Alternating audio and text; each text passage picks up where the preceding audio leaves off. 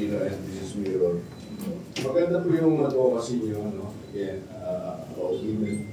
Hindi po na-consider mo ng party list para mag-vote kayo sa legislative, Second question ko, ano pong party list ang sinusuportahan niya? You can answer that or okay na kung hindi. Pero yung first question ko, why did you is that for party list? Hindi ko talaga, wala ko sa mandato ko yun CWR. Although nakikipag-work with, kami, mga representatives sa Congress para po sa mga policy advocacy po ng center.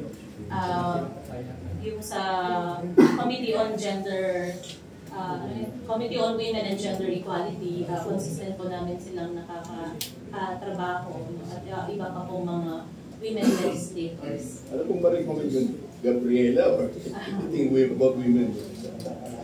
Wala. Sa i-endorse. Sige. As an institution, hindi nag-endorse yung Center for Women's Resources. Mahabang usapin yan, syempre kailangan dumaan sa discussion with the board. We would opt not to mention ngayon, no? Pero kung magkukomment halimbawa sa Gabriela, we've seen, we work with them, we've seen yung kanilang track record, yung kanilang mga platforms at mga paninindigan sa mga issues which actually aligns, no?